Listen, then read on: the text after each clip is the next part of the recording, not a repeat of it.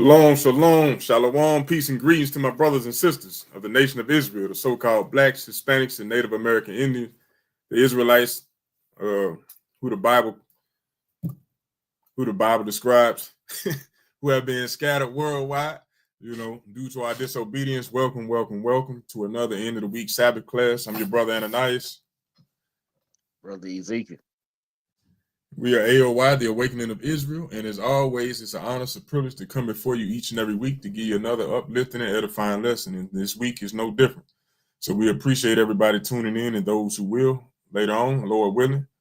But before we get started, as always, we want to give all honor, glory, praise to Yahweh, Ba'ashem, Yahweh Shai, Yahweh being the Heavenly Father, Yahweh Shai being his Son, who the world calls Christ, in the Paleo Hebrew. And through his strength, sacrifice, and example, we are all able to be here today to be uplifted and edified in the spirit. So we appreciate you, brothers and sisters, for tuning in as always, each and every week.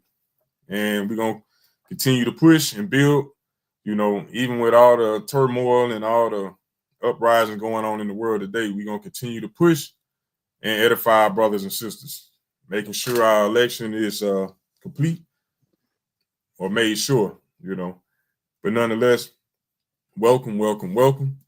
And today's class is going to be called A Built Up Man is Kryptonite to a Wicked Woman. A built up man is kryptonite to a wicked woman. Now, this is an interesting topic, but nonetheless, when a man is built up, he will be kryptonite to a wicked woman. Understanding who he is as an Israelite, as a man, knowing his role, knowing his purpose, having a goal, having reason and purpose for being, he becomes kryptonite to a wicked woman. And then we'll get into as to what that actually goes into a little further in the class. But for now, what I want to do is go into a little bit of current events of some things that we all know that's going on right now. And that'll be some of these wildfires out here in California. And I'm going to play this quick video, and then we'll dive into it. Welcome to the 82nd Golden Globes. You were incredible in Dune. Oh, woke up for all of your scenes. What a year you've had. Glenn, couch shots, and you'll go, oh, that was before the... Moms are holding strong with 3 shout outs. God, creator of the universe, 0 mentions. Mocking God and using his name as a cuss word is nothing new for Hollywood. But less than 48 hours after the Golden Globes blasphemy, Hollywood was on fire. Tonight, a new fire breaking out late this evening in the Hollywood Hills. Who would have ever thought this? Los Angeles is on fire. I talked to a fireman once. He was telling me, he goes, dude, one day, he goes, it's just going to be the right wind and fire's going to start in the right place and it's going to burn through LA all the way to the ocean. And there's not a thing we can do about it. The scene, horrific. This is new aerial video of a 6th fire, the Sunset Fire, based in the Hollywood Hills. Firefighters there doing everything they can, but there simply aren't enough of them to fight the horror that has exploded. Right now, people are rushing to escape the Hollywood Hills. Brand new fire exploded down the Hollywood Hills, making a beeline for the iconic heart of the entertainment industry. It is like driving through hell itself down here. Literally through hell. Tens of thousands of people have fled for their lives, abandoning their cars when they could go no further. A new fire erupting in the Hollywood Hills, marching toward iconic landmarks. More than 130,000 people were under evacuation orders across Southern California. A new fire has broken out in the Hollywood Hills in Los Angeles, threatening landmarks like the Dolby Theater, where the Oscar ceremony is to be held in just a few weeks. Literally grabbed our phones, the computer, and our dogs. Ran out. The wind hits the wrong way, it's just going to burn straight through LA, and there's not going to be a thing we can do about it. There's nothing they can do. What would fix the fire problem? There's nothing they can do, And why did it happen? Because they mocking the Most High, they playing around, and this is judgment that the Most High is bringing upon the nation, or not upon the nation, but upon Babylon. You know what I'm saying? And all their wickedness and how they quick to run out of their mouth and just say whatever the hell they feel. All right. So let's go to Galatians chapter 6, verse 7 right quick. the book of Galatians, chapter 6, verse 7. Huh? And it said, and it reads, be not deceived. God is not mocked. For Read that whatsoever again. God, and be not deceived. God is not mocked. For whosoever a man, for whatsoever a man soweth, that shall he also reap. You see that? Most High ain't playing around with these fools, with these clowns, with these other nations. He said, be not deceived. It don't matter how much glory they think they have or how much money, celebrity status, how good they suit or they dress is. It don't matter. The Lord ain't dealing with that. He said, Yahweh is not mocked. Man, you ain't gonna make fun of him and say what the hell you want to do or say what you want and think you're gonna skate away with it. For whatsoever a man soweth, that shall he reap. And that's exactly what's going on out there in California right now. Now, is it just because of this show? No. It's because of a multitude of sins. You know what I'm saying? But let's go to Sirach chapter 39, verse 28 right quick. The book of Sirach chapter 39, 39, excuse me. Sirach or Ecclesiasticus in the Apocrypha chapter 39, verse 28. This is all spiritual. You know what I'm saying? Judgment, vengeance of the Lord. You know what I'm saying? They think that it's a game. You know, you think that you can play with the Most High and say what you want to get away with it. Hey, vengeance is of the Lord. And it's written in the scriptures. Bring it out, King. Ecclesiasticus chapter 39, verse 28. There be spirits that are created for vengeance, which in their fury lay on sore strokes. In the time of destruction, they pour out their force and appease the wrath of him that made You see that? It said, which in their fury lay on sore strokes in the time of destruction.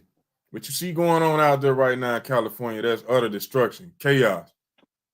That's by the Most High.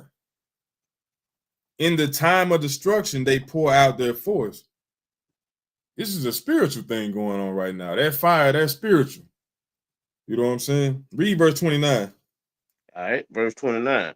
Fire and hail and famine and death, all these were created for vengeance. They were what? All these were created for vengeance. So that fire that's going on out there, guess what? That was created for vengeance. Thus saith the Lord. You know what I'm saying? Even though they might try to come up with something later on and saying, that was a laser, that was a lightning strike, or somebody threw a fire, ran a car down the hill with the car being on fire. Guess what? All of it is of the Lord, and that fire is of vengeance of the Lord. It's a spirit of vengeance. And they're going to lay on their sore stroke and force until they have appeased, meaning pleased, the one who created them. The Most High, Yahweh Ba'Shem Yahushua. Understand that. Let's go and get one more. Let's go Hebrews chapter 12, verse 29. Hebrews chapter 12, verse 29. So we understand that in these last days, sin is going to increase. You know what I'm saying? Sin will increase and people are going to become more wicked or wickeder, if that's even a word. You know what I'm saying? They're going to start doing more outlandish things. And this is just a tip of the iceberg. You know what I'm saying? On one side of the earth, hey, everything on fire over there in Cali. On the other side, everything freezing. That's of the Lord right there. But at the same time, we got to understand that our brothers and sisters are still in the midst of it. So we want to continue to pray for our nation of people. Regardless of what's going on in the earth, we know that we have been scattered among all nations of people, and we scattered all over the world. So yes, our brothers and sisters of the nation of Israel are scattered throughout California and throughout the four corners of the world, going through these atrocities in chaotic situations, the spirits of vengeance. But we as a people got to remember that we got to continue to pray for our people, for them to get right, for our people to turn from their wicked ways, to start serving Yahweh Ba'Shem Yahushua with a joyful heart and joyful spirit, you know, staying on fire day in and day out. So that's what we got to continue to do. But bring that out right quick. Hebrews chapter 12, verse 29. Book of Hebrews chapter 12, verse 29. For our God is a consuming fire. Read it one more time. Hebrews chapter 12, verse 29. For our God is a consuming fire. A what? A consuming fire. A consuming fire. That's what you see going on out there in Hollywood right now. 5, 6 different fires in different locations. Burning it down. Destroying and destroying. Our Lord, our God, Yahweh Ba'Shem Yahushua is a consuming fire. Consuming all of that wickedness in these homes and that area. So they want to mock the Most High. Hey, all right. I'm going to send something on you. Let's see if you can handle that. Let's see if you're going to be laughing now and crying later. That's what the Most High is saying right now. You know? But I just wanted to bring that out to show our brothers and sisters and enlighten them on what's going on and a few other things. But we're going to dive back into the class, get on into it. Once again, today's class is called A Built-Up Man is a Kryptonite to a Wicked Woman. A built-up man is kryptonite to a wicked woman. So what we want to do now is dive into this computer act, right? What is kryptonite? Why would I name the class there? What is kryptonite? All right. Let me go get the definition of it right quick.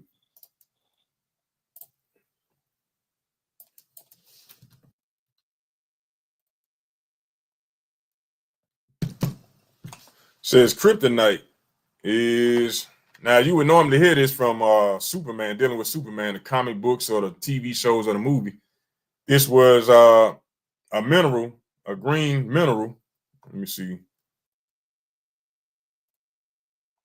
That you would normally see used in the cartoon or the movie to weaken Superman, a man that knew and that had all types of strengths, confidence, and intelligence.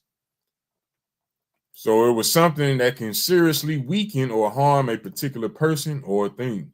All right. So what we want to do now is go into why I named this class that having that kryptonite would be a type of mentality that would actually be kryptonite to a wicked woman. All right. It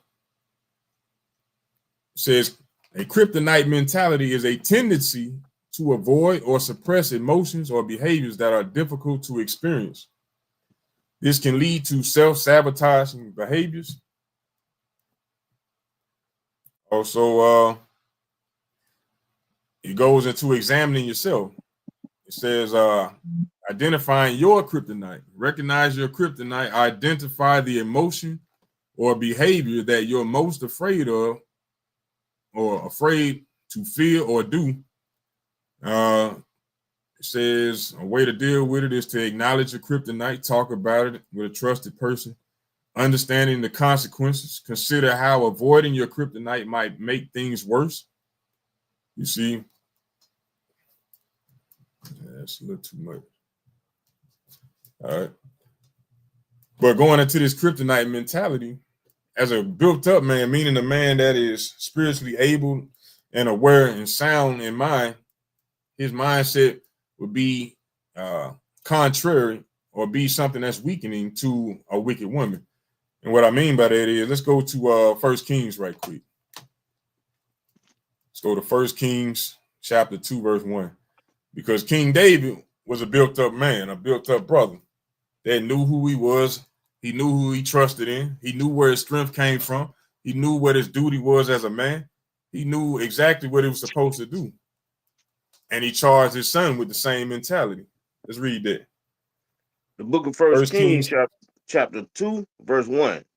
Now the days of David drew nigh that he should die, and he charged Solomon his son, saying, I go the way of all the earth. Be thou strong, therefore, and show thyself a man. So he was saying, I'm getting ready to die, son, and I need you to carry on in my name, leave on a great legacy, continue on my legacy. So he said, be strong, therefore, and show thyself a man. The first thing he told him, hey, he didn't say go out there and get no money and start paying bills, start being a simp, He said, be strong, not weak, not feeble-kneed, bending and back and breaking for anybody else's wishes. He said, be thou strong and show thyself a man, not a woman. Don't show yourself to be 31 different genders. He said, show thyself to be a man. Read on. Verse 3, and keep the charge of the Lord thy God, to walk in his ways, to keep his statutes and his commandments, and his judgment and his testimonies, as it is written in the law of Moses, that thou mayest prosper in all that thou doest, and whithersoever thou turnest thyself. So he telling them, hey, in order for you to show yourself a man, you got to keep these commandments. You got to walk in the way of the Lord. Keep the judgments and the testimonies, meaning keep these feast days. You know what I'm saying? Keep reading the stories over and over, preaching and teaching them to your kids, rehearsing them in your mind to know what to do in tough times, in times of trouble, in times of tribulation. As it is written in the law of Moses, you see that thou mayest prosper, meaning be successful in all that thou doest, and whithersoever thou turnest thyself. So whatever you're going to choose to do in life, son, King David is saying, when you keep these commandments, you're going to be prosperous. You're going to be successful. Be successful, whether it's in running a business, on your job, your relationship, raising your kids, serving the Lord, judging your people. When you keep the charge of the Lord, you will be successful in these things. Living a longer life, being strong mentally, physically, spiritually, financially. Hey, when you do these things, the Lord was going to look out for you. So he was showing this man how to be a man, how and to be strong, a built up man. Let's go to Sirach right quick. Sirach chapter 39, verse 1. And we're going to read that to 5. Sirach or Ecclesiasticus chapter 39, verse 1 through 5. Ecclesiasticus chapter 39, verse 1. But he that giveth his mind to the law of the Most High, and is occupied in the meditation thereof, will seek out the wisdom of all the ancient, and be occupied in prophecies. This is the mindset of a brother that is built up, and a sister, but we going into how a built up man is a kryptonite to a wicked woman. So this man, when he is built up, his mind is going to be constantly focused on the laws of the Most High. He going to be watching and seeking out for wisdom. He going to be occupied in the meditation thereof, meaning he trying to figure out the prophecy. He trying to understand the parables. He trying to understand what the Most High is trying to tell him. Read. Verse 2. He will keep the sayings of the renowned men, and where subtile parables are, he will be there also. He will keep the sayings of the renowned men, meaning he going to keep the judgments, the testimonies, the ordinances. Why? Because he constantly seeking these things out, trying to figure out his past, to figure out why his present is the way it is now, to figure out the future. A built up brother going to keep on pushing and doing these things day in and day out, not trying to figure out, hey, how can I please her? How can I serve her? No, a built up brother knows it's a bigger cause than just serving this woman. You know what I'm saying? Or serving his kids, or serving the streets. No, a built up brother is going to be trying to figure out what the Most High is trying to tell him and how to serve the Lord better and to build his people up by being in search of wisdom. Read on. He will seek out the secrets of grave sentences, and be conversant in dark parables. Constantly trying to figure out, what does this mean? What does Revelation mean? What is that trying to tell us? How is that going to affect our future? How should we be able to plan and move forward as a people? He shall serve among great men, and appear before princes. He will travel through strange countries, for he have tried the good and the evil among men. So when you're doing the things that's pertaining to the Lord, you're going to run into various different types of people. Great men, princes, kings. You're going to travel to different places. You ain't got time to just be worried about how to please your woman, especially a wicked woman. Read on. Verse 5. He will give his heart to resort early to the Lord, that made him, and will pray before the Most High, and will open his mouth in prayer and make supplication for his sins. This built up, brother, knowing that prayer makes change. Prayer is necessary. Prayer is a commandment. He's not going to do it sparingly. Every blue moon, a built up brother going to resort to the Lord that made him daily and will pray before the Most High when he open his mouth in prayer. He going to open his mouth and admit his faults and his sins and ask for repentance. Seek out forgiveness from the Lord day in and day out. That's what a built up brother gonna do. He ain't got time to just be worrying about trying to please his woman. But in this society, a lot of our brothers have lost their way, just like we as a nation have lost our way. So we have gone from being built up men, strong men, men that actually meant something, to being on the bottom and being walked all over. You know what I'm saying? Being walked all over in society, in our households, and as a nation. We being walked all over. Don't know how to be real men. Don't know how to be built up. But that's why the Lord woke us up as a nation, to come back to him, to start serving him. All right. From now, let's go to Sirach chapter 22 right quick. So we just read the mindset of a brother that's built up, what his mind would be focused on day in and day out, not trying to sleep around with everything walking, not trying to please this woman, not trying to just get money. You're going to be focused on the Lord. Let's go to Sirach chapter 22, verse 13. Sirach chapter 22, verse 13. Talk not much with a fool, and go not to him that have no understanding.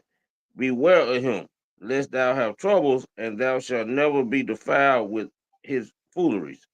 Depart from him, and thou shalt find rest, and never be disquieted with madness. You see that? The Lord said, talk not much with a fool. Now we getting ready to go into a brother that does not have the understanding, who is void of understanding. Talk not much with a fool, because as we all have heard in life, if you got two fools arguing, or you arguing with a fool, the people who watching or see it ain't gonna know which one is the fool. So talk not much with a fool, and go not to him that have no understanding. Don't go trying to get reasoning and wisdom from a brother or sister that ain't got no understanding, that don't take it seriously, especially when it comes to this truth. It says, beware of him, meaning be on alert. Watch what they do. Pay attention to the things that are said and not being said, lest thou have trouble. Because when you seeking wisdom from these individuals and they have no understanding, they don't study the precepts, hey, they're going to lead you to trouble. And thou shalt never be, it said, lest beware of him, lest thou have trouble. And thou shalt never be defiled with his foolery. So you got to be alert, be aware of the foolishness and the fooleries that a fool or a man with no understanding will say or do. They will tell you everything completely opposite as to what the Lord is trying to get you to do. It says, depart from him, and thou shalt find rest, and never be disquieted with madness. All right. So from there, let's go to Sirach 21:15. Let's go back a chapter. Sirach chapter 21, verse 15. The book of Sirach, chapter 21, verse 15. If a skillful man hear a wise word, he will commend it, and add unto it. But as soon as one of no understanding heareth it, it displeases him, and he cast it behind his back. You see that? It says, if a skillful man, a wise man, hear a wise word, he gonna commend it. Hey, that made a lot of sense right there. Right. That's something I need to understand. And it said, and he will add unto it.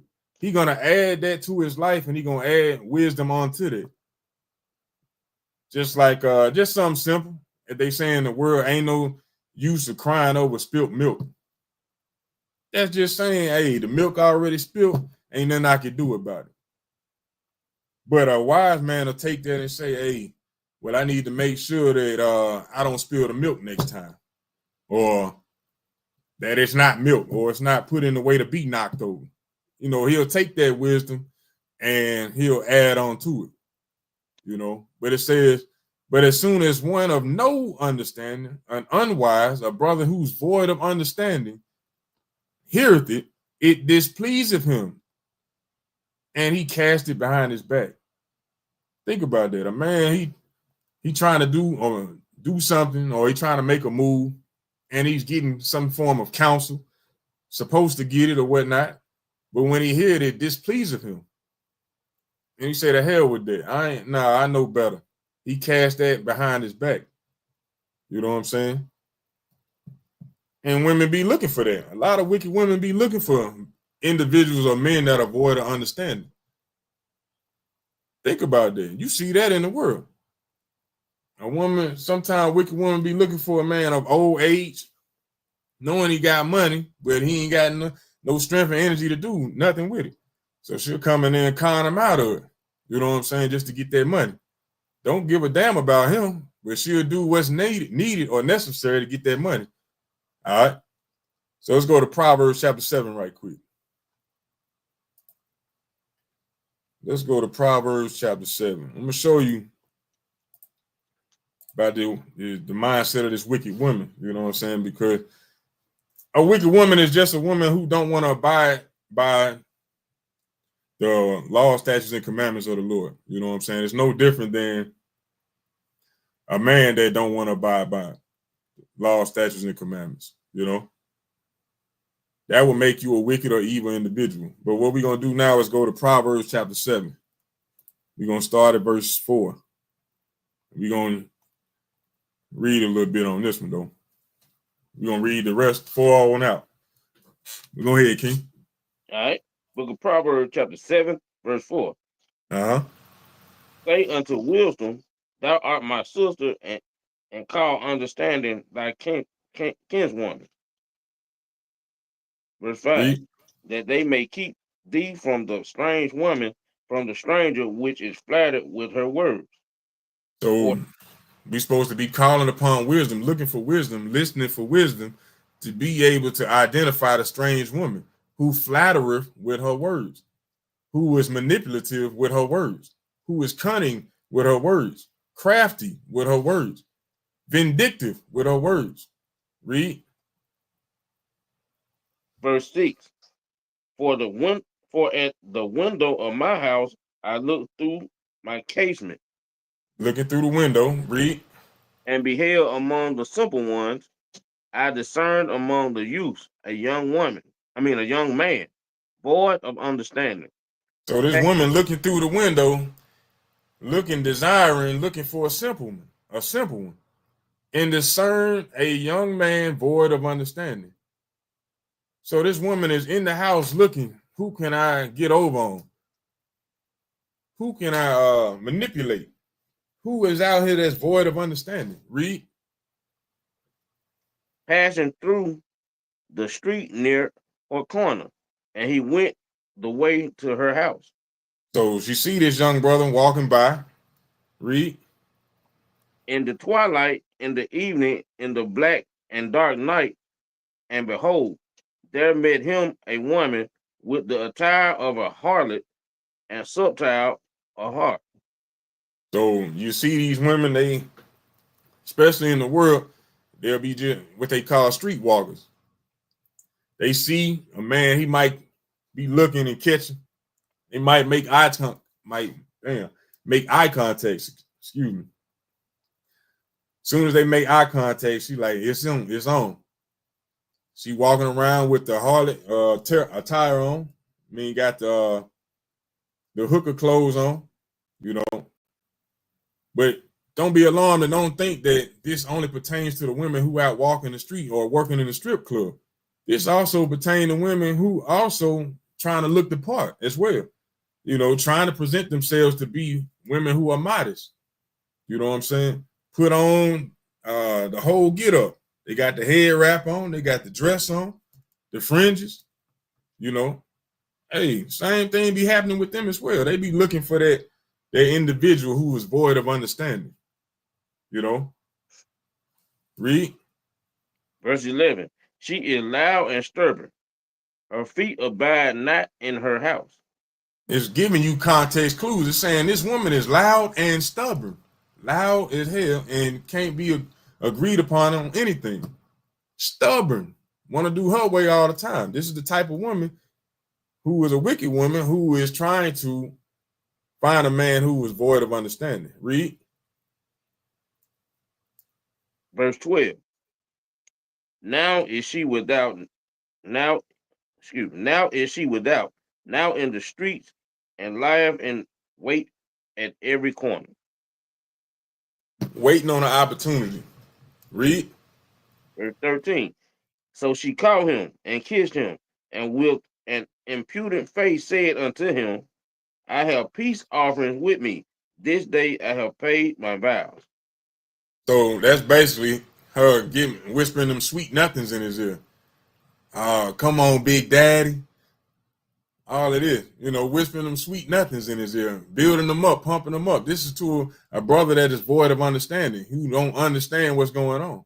Read. Therefore came I forth to meet thee diligently to seek thy face, and I have found thee. Where you been all my life, handsome? That's what she telling him. Building them up. Read. I have decked my bed with covering of tapestry, with carved works, with fine linen of Egypt.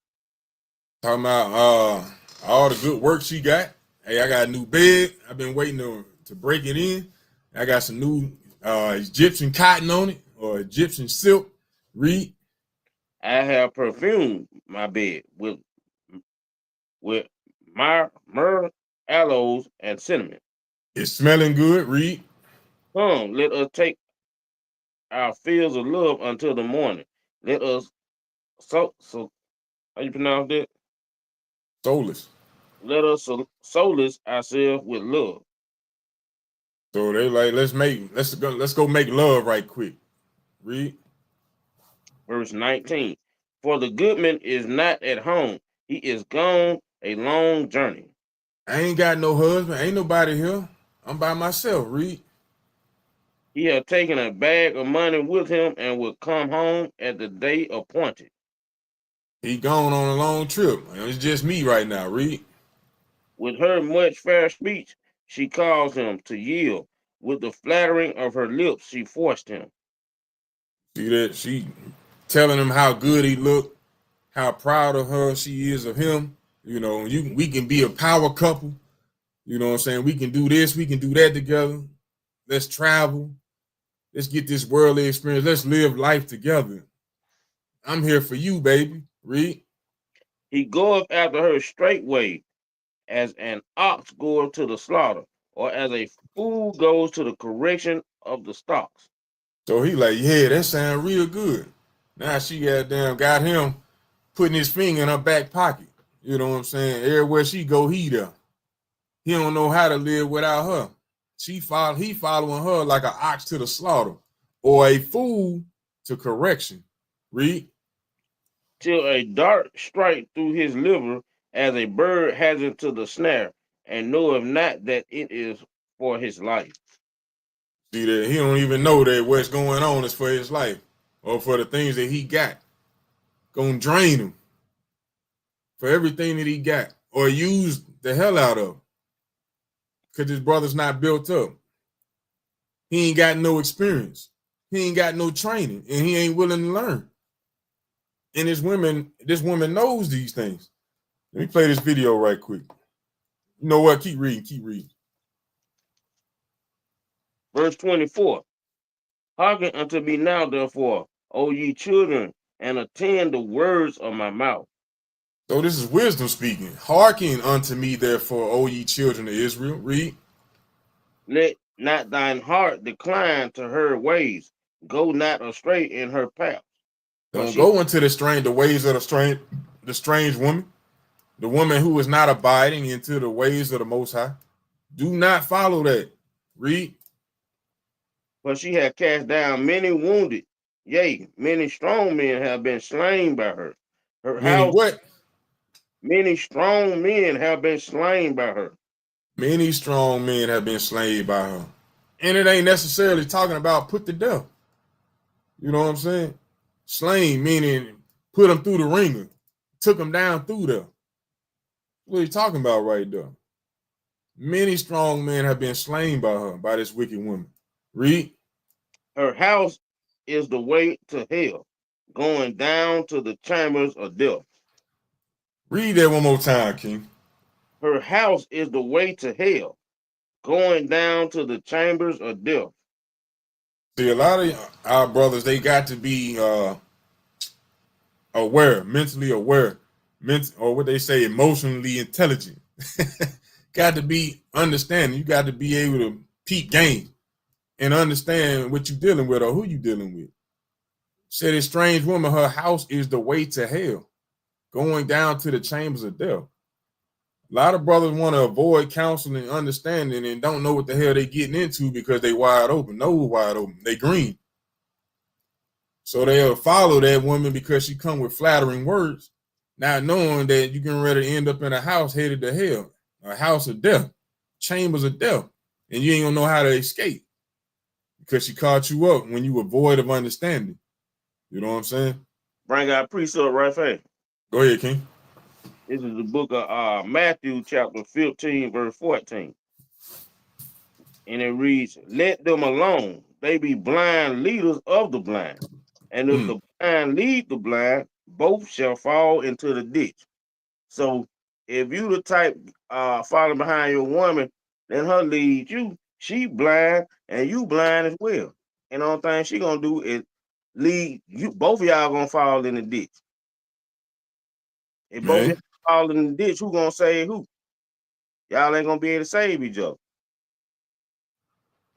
That's right. What is that? So you can't be following her when she don't know what she doing, because you're gonna end up in the ditch as well. That's right. That's why it's important for you brothers to constantly read and study the precepts to understand what you're dealing with. The Lord, he don't leave nothing uncovered in the scriptures. He lets you know the mindset of damn near everybody, where you can discern their spirit by their works.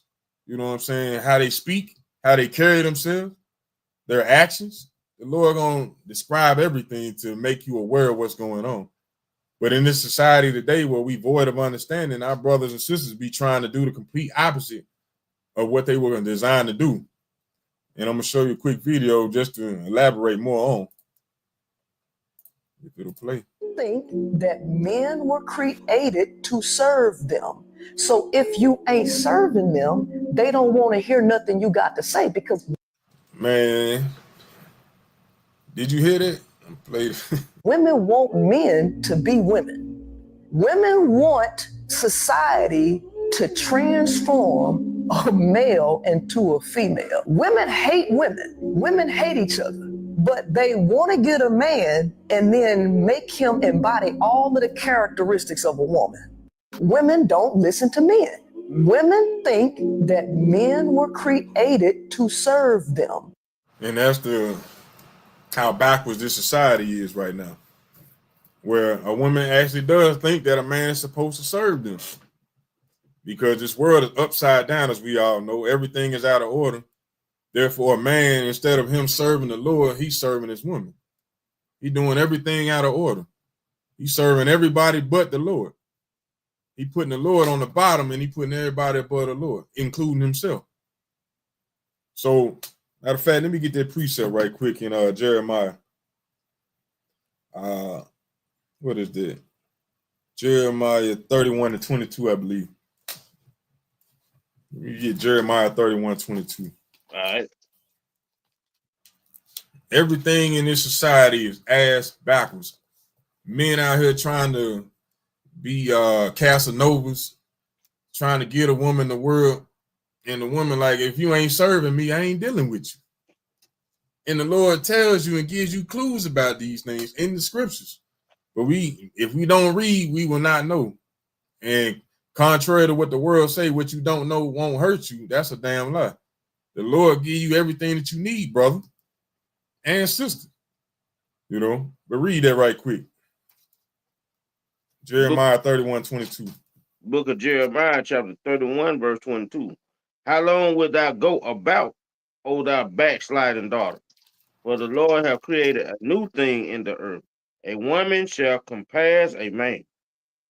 See that? Said the Lord created a new thing in the earth where a woman shall compass a man, meaning she will be able to do things without him. She gonna succeed him. She gonna be above him. Because we don't want to follow thus saith the Lord. We want to give all our attention, all of our strength and energy, all of our everything to our women instead of to Yahweh Hashem Yahushua. The Lord said, okay, I'm going to make it where she surpasses you. She going around you. Instead of you being the head, she going to be the head now. She going to be telling you what to do. She going to be ruling over you, pie facing you, you know, having you walk around with your head down. You don't even look up no more. Having you sad to be out in the public, you know. The Lord said, I'm gonna make a new thing in the earth where a woman gonna compass a man. She bringing home the bacon now. You at home being a stay-at-home dad. The Lord said, I'm gonna make a new thing in the earth. And as this woman just said, hey, I'm gonna play it again. So if you ain't serving them, they don't want to hear nothing you got to say, because women want men to be women. Can't make this up. This is what's going on in today's society. That's why you got that mentality, that happy wife, happy life thing going on. But that man, he married her because she basically forced him. But then once they got married, his whole sole objective was to serve her. Give her the check, let her walk all over him. He don't know how to stand up and be a man. You know, he spent his whole life just getting high, getting drunk, not able to fully deal with reality or stand up and be a real man or a strong man as commanded in the scriptures. Don't even know who he is. This woman saying that women, wicked women, want men to serve them.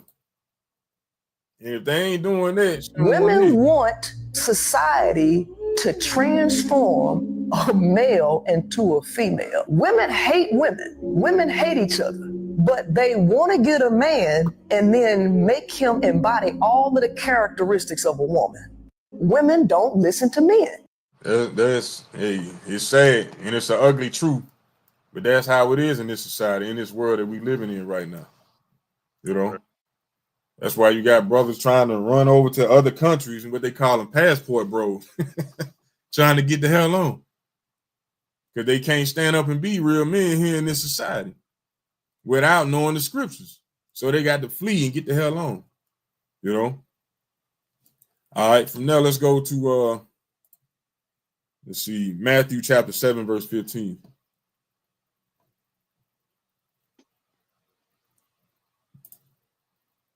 Why is it doing it? All right. Matthew chapter 7, verse 15 to 16. All right. Book of Matthew, chapter 7, verse 15. Beware of false prophets, which come to you in sheep's clothing, but inwardly they are raving wolves. Now, it's talking about false prophets, and these are the same ones that'll come to you in as a woman. Had that clothing on as a prophetess, as a holy, as a modest woman. Hey, you got to beware of these things, which come in sheep's clothing with their own intentions, but inwardly they are raving wolves. Inside, when you actually get to know this individual, prove them, you'll understand their mindset or how their spirit works. But when you don't take the time to do these things, hey, you're going to run into that house of hell and lead down the chambers of death. Read on. Ye shall know them by their fruits. Do men gather grapes of thorns or figs of thistles? So when you're dealing with these people, it says beware, meaning be alert, be vigilant. Keep your eyes open, be watching for the red flags, for whatever. Be watching because you're going to know them by their fruits. Know what they do. Know how they move, how they speak. whether they lie or tell the truth or not. You can tell. All you gotta do is ask the questions. Pay attention to what they do on a regular. You shall know them by their fruits. If they late all the time, they never show up. If a person always angry or always got an excuse, you're gonna know them by their fruits. Always got issues and problems. You need to be aware of these individuals because they'll put on the sheep's clothing, but inwardly they wolves. They got secret hidden agendas. That's why a brother that's built up, they study the precepts, that meditates on the words of the Lord, he gonna understand these things. He gonna see right through it. All right. From there, let's go to Psalms 37 and 32. Psalm 37 and 32. All right.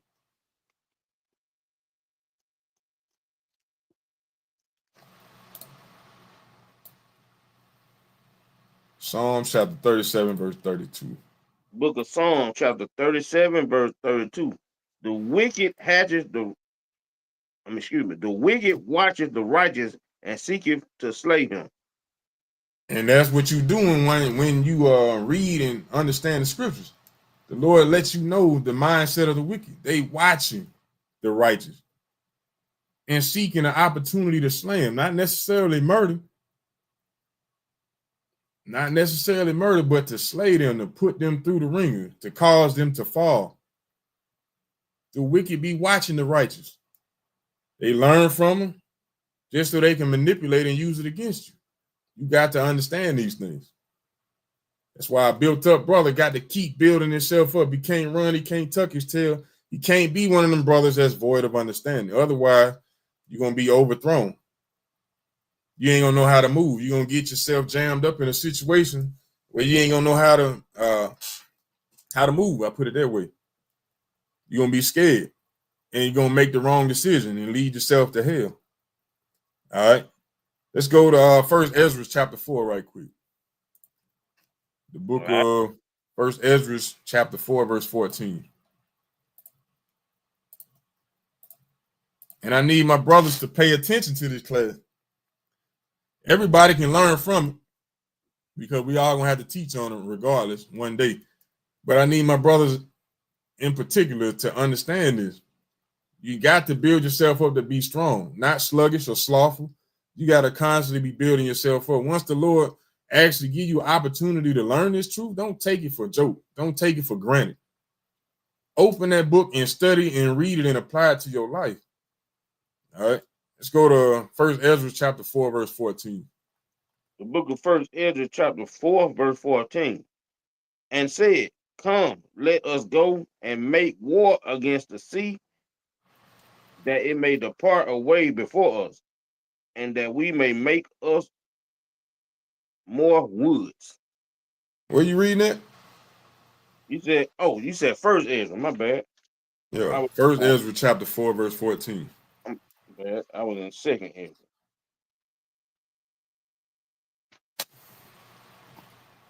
All right.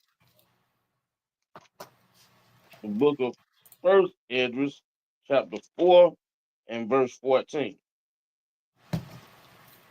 O ye men, it is not the great king, nor the multitude of men, neither is it wine that excelleth. Who is it then that ruleth them, or have the lordship over them? Are they not women? You see that? So we're talking about great kings, great men, a multitude of men. It's not wine that rule over them, but it's women that rule over them. Read. Verse 15. Women have borne the king and all the people that bear rule by sea and land. We're going to read verse 31. Okay. Even of them came they, and they nourished them up that planted the vineyards from whence the wine cometh. So the women, they gave birth to us. It's no secret. A man ain't going to be able to get him after Adam without being born through a woman. That's plain. They give birth to us. They raise us up. Read. These also make garments for men. These bring glory unto men. And without women cannot men be. That's obvious. That's plain. Read. Yea, And if men have gathered together gold and silver or any other goodly thing, do they not love a woman which is comely in favor and beauty? Read. And letting all those things go, do they not gape and even with open mouths fix their eyes fast on her? And have not all men more desired unto her than unto silver or gold or any goodly thing whatsoever? So it don't matter the amount of money that you have, the silver or the gold. A man, he's still gonna be sitting there with his mouth open, looking at her, or his eyes glued to a beautiful woman. Read. A man leaving his own father that brought him up and his own country and cleaveth unto his wife. See, that man gonna leave his own father that raised him, his own mother that raised him, leave his own country and cleave to his wife. Read. He sticking not to spend his life with his wife and remembers neither father nor mother nor country. Read. By this also ye must know that women have dominion over you. Do you not labor and toil and give and bring all to the woman? See that? Read. A lot of brothers will do that, and they'll think that that's the end all be all. Yeah, hey, I need her, I love her. Hey, I'm gonna give her everything. Read. Yea, a man take his sword and go of his way to rob and steal and sail upon sea and upon rivers. See And that wicked men, they go take the sword to kill and rob and steal for the glory or for the riches to come back, give it to the woman. Read. looketh upon a lion and goeth in the darkness. And when he have stolen spoils and robbed, he bringeth it to his love. He'll even put his life on the line to go bring the spoil to his woman. Read. Go out there and risk your life day in and day out. Going to work, traveling to work.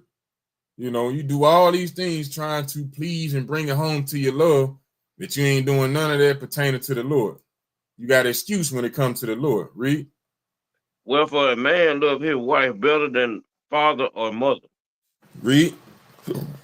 Yea, many there be, many there be that have run out of their wits for women, and become servants for their sakes. But because of this, a lot of men that ran out of their wits, ran out of their mind, and went crazy for women and become servants for their sakes. Ran out of their wits. Now they just run around in life just trying to please this woman. They have become a servant. They have no purpose in life but to serve her and make her happy. Not to be built up, not to be strong, not to be a leader in this world, not to restore your nation, but your whole purpose is to go to work and serve your woman. Serve your master and serve your woman. A lot of our brothers and went out of their way to become servants to their women. That ain't how the Lord set it up. That is not how the Lord set it up. But this world, this society that we live in, that's all our men know to do. That's not being a man. And as that video showed you, hey, woman ain't dealing with you unless you serving her, unless you giving her something. Because you ain't learned how to be a man. So if you want to be in a woman role, hey, she gonna want you to be in a woman's role. Because everything is out of order. Majority women, especially the wicked ones, they don't know how to be women because they ain't being taught how to be women. They don't know nothing about being submissive. You know, being quiet, being humble, you know, getting their hands dirty. They don't know nothing about that. They don't even know how to cook no more, how to do their own hair no more, you know. So they're not taught how to be women. They are being taught in an opposite fashion on how to move and think like a man. Didn't Steve Harvey come out with a book like that? Think like a man. So these women out here thinking like men right now. You know, and they got the men acting like women. The men out here serving the women. You know, it's crazy. But read on right quick. Well, we on 27, right? Yes, sir.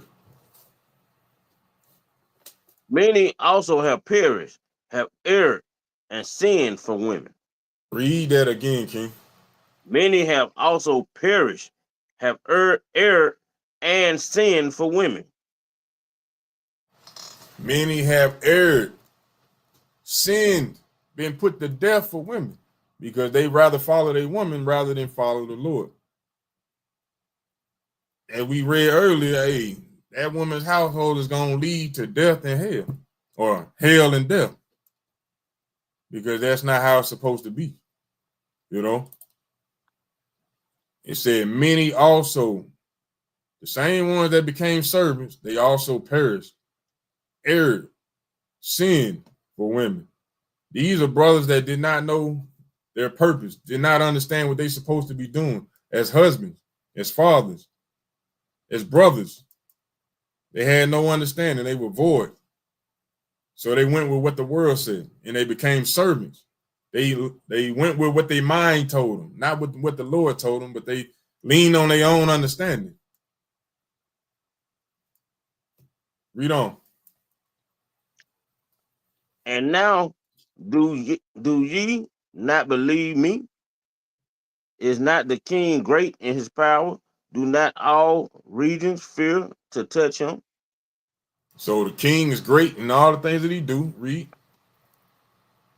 Yet did I see him and pound the king's concubine that the daughter of the admirable Bardacus sitting at the right hand of the king. So he's pitching and showing an example right now of what exactly he's talking about. He's seen the king's concubine, the daughter of Bardacus. Read. And taking the crown from the king's head and setting it upon her own head. She also struck the king with her left hand. We see this all the time, you know, especially back in the world. You know what I'm saying? Woman sit on the man's lap, take his hat off, take his crown off, put it on her head. How I look? Take his shades off, put his chain on, laughing and giggling. He feeling good. Yeah, I got a pretty one in my lap. She smack him in the face. Everybody looking. Read on. And yet for all this the king gaped and gazed upon her with open mouth. If she laughed upon him, he laughed also. But if she took any displeasure at him, the king was fain to flatter her that she might be reconciled to him again. See that she's sitting in his lap. Ah, yeah, I like a king. You got all this power. I like how you got that crown sitting on your head. Can I wear your robe? Can I hold the scepter? He took the crown, the chain off of him, laughing, he giggling, he feeling good. She took it off and smacked him. And his mouth open, everybody looking at him. And she started laughing, he started laughing. And then if she don't get her way, she looking at him sideways. Now he trying to damn come up with some words to smooth it over. No, baby, don't be mad at me. Don't be mad at me. What you want me to do? That's what a brother void of understanding would do. You know what I'm saying? She took the crown off you. She took your strength from you in front of everybody. You know what I'm saying? And you thinking that's making you strong because you giving her what she want. Show you another video right quick.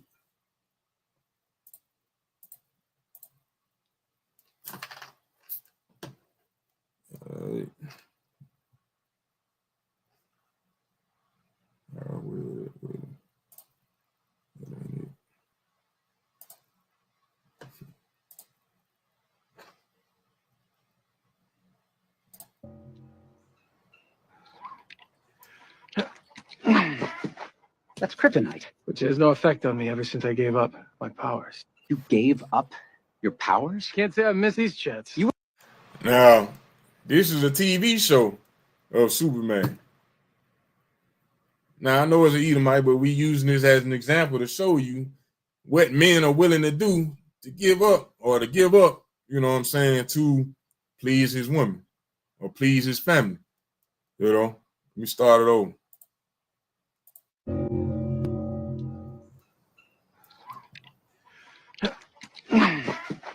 That's kryptonite. Which has no effect on me ever since I gave up my powers. You gave up your powers? Can't say I miss these chats. You were basically a god. You could fly. You could see through walls. You had super strength. You're kidding me. That is worth more than any superpower. Hey, Clark, the girls want to show you what they made.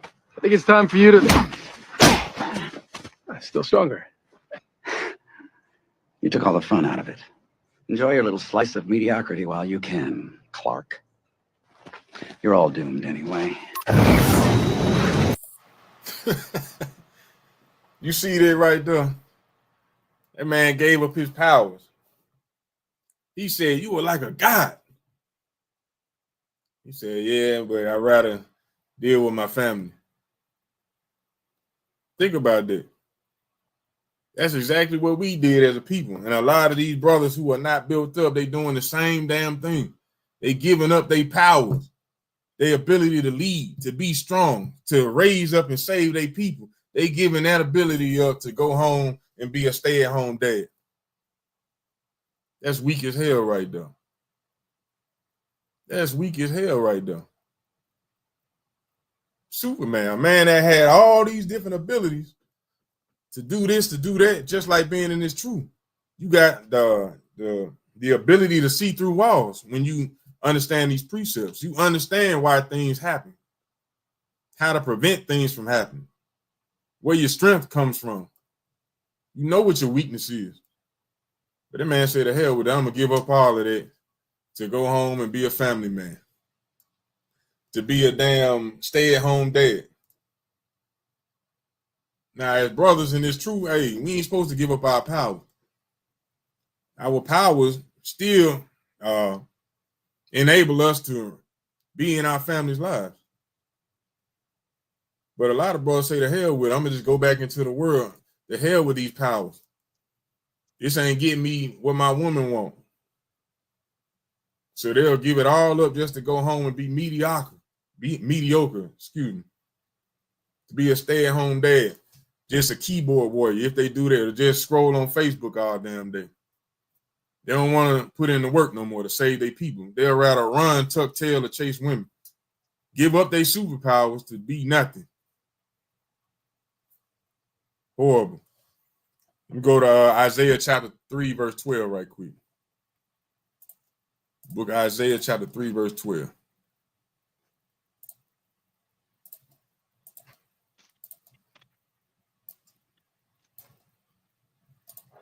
Because as we're talking about, a built up brother, he ain't gonna be misled.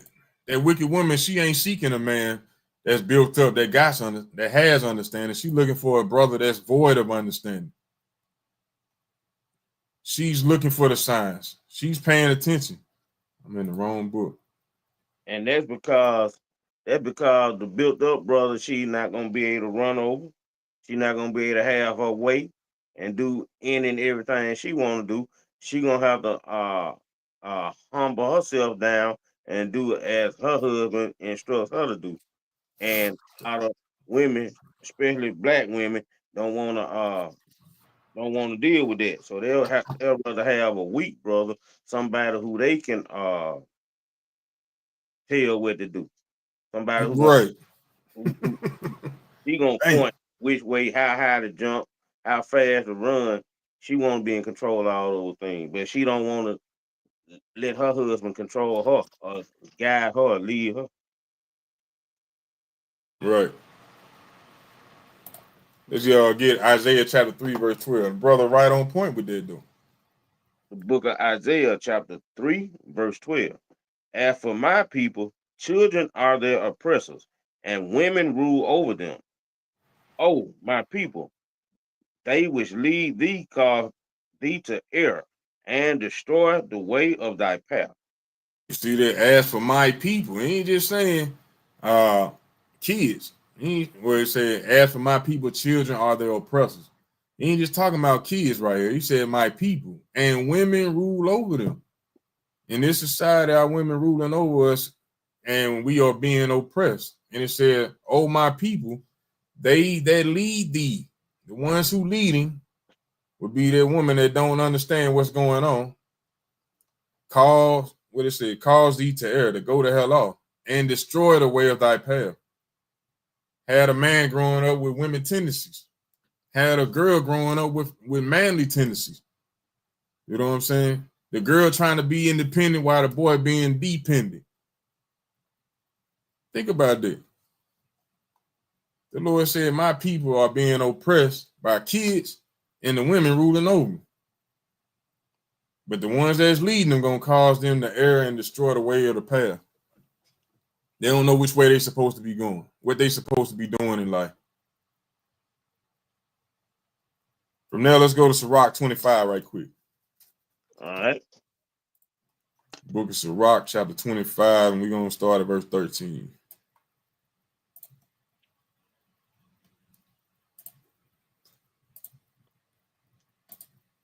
The book of Sirach, or Ecclesiastes, chapter 25, verse 13. All right. The book of Sirach, chapter 25 and verse 13. Give me any plague but the plague of the heart, and any wickedness but the wickedness of a woman. You see that right there? It's no coincidence that is written in the scriptures. The Right. Lord knows it's already been deemed since Adam and Eve. Give me any plague but the plague of the heart or the mind, and any wickedness but the wickedness of a woman. Because they can do some pretty wicked things, you know, play their role and get you where they want you and jam your ass up. Excuse my language, where you can't move. Now you're gonna force you into a position where you're gonna be a servant to them for the rest of your life. You know, I done had conversations with certain women where they said that they were taught by their mother to secure the bag. Hey, don't just have one child with the man. Hey, if you're gonna lay down and have a child, get at least two. Secure the bag. That blew my mind. I was like, is that really being taught? Yeah, that's what I was taught. Unbelievable. Not go find you a husband, a man of understanding, a man that's gonna serve the Lord, a man of understanding. They looking for a man void of understanding so that they can secure the bag. Give me any wickedness. And what you mean by securing the bag? After I get these two kids, I can put them on child support. You know what I'm saying? And secure the bag for at least the next 18 years of the child's life. I can get that money. Give me any wickedness but the wickedness of a woman. I mean, I could go on and on this subject, but for time's sake, we're going to push on. Let's jump down to verse 16. Verse 16. Verse 16. I had rather dwell with a lion and a dragon than to keep a house with a wicked woman. Man, you can't get no clearer than that right there. The Lord said, I had rather dwell with a lion and a dragon, two animals who will put you to death. Rather live with a lion and a dragon than to keep house with a wicked woman. Because that life that you're going to lead living in that household is going to be hell every day. After a while, you ain't going to want to come home. If you was a brother and it's true, you're going to start smoking cigarettes. You in the driveway, you on the side of the road smoking a cigarette before you come home. Because you don't want to come in there and deal with it. Or you want to do like Homer Simpson and go to the damn bar every day. Get drunk before you come in the house so you can fall asleep on. Yeah, something you want to add? Yeah, I just want to say, like, with us as Israelite men have to realize is that what we supposed to be looking for virtuous woman, like in the Right. scripture.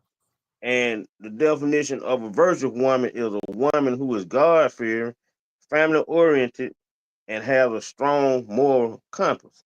That's the type of woman we supposed to be looking for.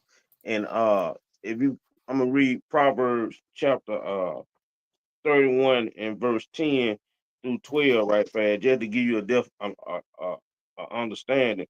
In Proverbs 31 verse 10, it reads, "Who can find a virtuous woman? for her price is far above rubies. So a virtuous woman, a God-fearing woman with a strong moral compass, she is worth more than rubies, you know. And it says, for her price is far above rubies, that the heart of her husband does safely trust in her, so that he shall have no need of spoils. She will do him good and not evil the days of her life. So that's the type of woman we supposed to be looking for. And that woman might not always come in the form of a woman with a pretty face and big breasts and big butt like most men like. So a lot of times you can't. Matter of fact, a lot of times that woman gonna be the most wickedest woman. Bring it out. A lot of dime pieces will bring you down to you worth less than a penny. Damn. So you have to remember that you can't go after a woman of her looks all the time. Some of the most unattractive women might be the women that help you get the kingdom. Right. But you got it. She Yeah. might You know. the qualifications of a virtuous woman. So it's not all about look. That's right. Yeah. Read. Yeah. Verse 16. It says, "I had rather dwell with a lion and a dragon than to keep house with a wicked woman." Like I was saying beforehand, brother ain't gonna want to go home. He gonna start smoking weed, coming up with excuses to go to work, to stay away from the house. You know what I'm saying? Got to be mindful of these things. You're gonna have a Homer Simpson going on. You know, you at the bar getting towed up with your homeboys. You at the bar just because I don't want to go home. You know. But nonetheless, read verse 17. Verse 17. The wickedness of a woman changes her face and darkens her countenance like sackcloth. So you can tell the wickedness of a woman just by looking in her face. That's what the scriptures say. That is gonna get darker because that spirit that's on her gonna be wicked as hell. It's gonna be changing the countenance of her face. Gonna look rough, dark in the face. Read. Her husband shall sit among his neighbors, and when he hear, it shall sigh bitterly. Yeah, he gonna be sitting with his friends, with his neighbor, and he hear her talking or hear her call his name. He gonna be like, damn. Come on, man. I can't sit out here. I can't be in peace. Nothing. Hey, she gonna be trying to rule him. He gonna sigh bitterly. Read.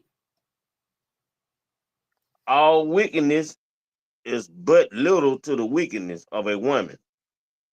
Let the portion of her sinner fall upon her. Let the portion of a sinner fall upon her. You see that? All wickedness is but little to the wickedness of a woman. That's something to even consider right there. All wickedness is little compared to the wickedness of a woman. Think of it. He said, but let the portion of a sinner fall upon him. So a sinful man, he gonna fall into the arms of a wicked woman.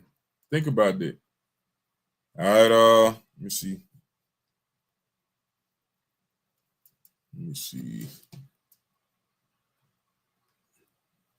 Jump down to verse 23.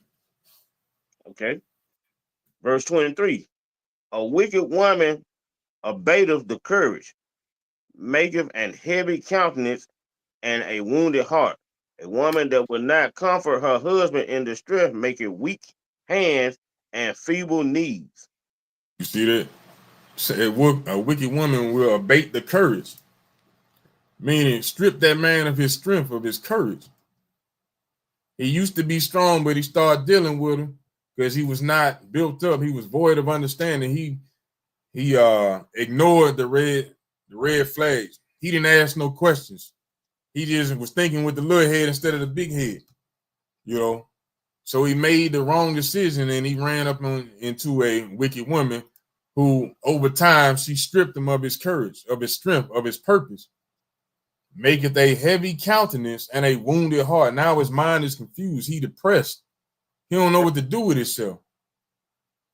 You know, he like a dog that have been neutered now. He just walking around moping, head down. He don't know how to live life now. He said, a woman that will not comfort her husband in distress, make him weak hands and feeble knees. That brother going through hell, she ain't doing nothing to comfort that brother, to help give him understanding, to motivate him, to inspire him. She trying to take him away from what's trying to build him up and make him strong. That's what a wicked woman gonna do.